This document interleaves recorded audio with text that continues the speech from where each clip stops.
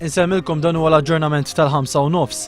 Minkejja strajk kbir fl-Ingilterra mal-500 passiġġier minn Malta llum ittantaw xortihom u għażlu li jtiru lejn l-Ingilterra mingħajr ma jafu x'ser isibu fl-ajruporti. Fil-jum tal-istrajk b'kollox l-Air Malta kellha skedati 3 titjiriet għal Londra. L-Air Malta qalet li minkejja l-istrajk it-titjiriet tagħha operaw normali u fil-ħin. Fil-bollettin tal-lejla nxandru kummenti li ħadna minn uħud mill-passiġġieri qabel qabdu l-ajruplan lejn l-Ingilterra.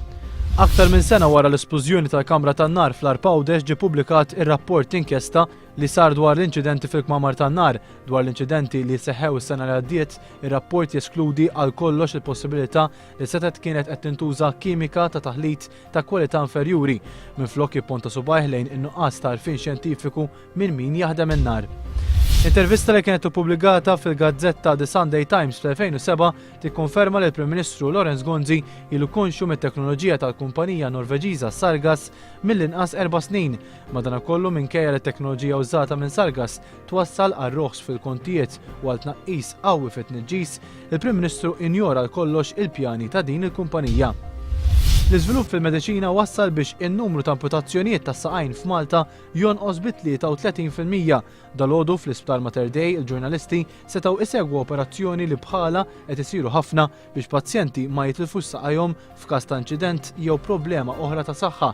Tobba jgħidu li parir mediku fi stadju kmieni huwa importanti biex pazjent jevita milli jitlef saqajh. Jiresaq lejn l-aħħar fażi tiegħu il-ġuri ta' Mario Vella ta' 26 sena minn Santa Venera akkużat bil-kompliċità fl-attentat taqtil ta' numru ta' pulizija. Il-każ seħħ 6 snin ilu f'Ħal-Qormi. Illum sar l-aċċess fuq il-post fejn ġara il-każ. Il-ġurati raw u semgħu x'ġara dakinhar li allegatament l-akkużat flimkien ma' Marco Paċ, magħruf bħala l-Pinzel, fetħu n-nar fuq il-pulizija. U l-katavru tal-isqof Annetto De Pasquale llum irċieva qima mill-pubbliku waqt li kien espost fil-paraċċa ta' San George Ħal-Qormi.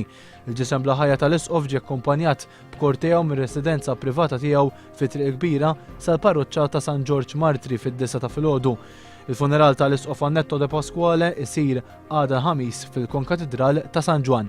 Dak kien kollox għalissa minn ħatana nerġgħu nkunu magħkom fis-7:30 bil-bulettin tal-aħbarijiet.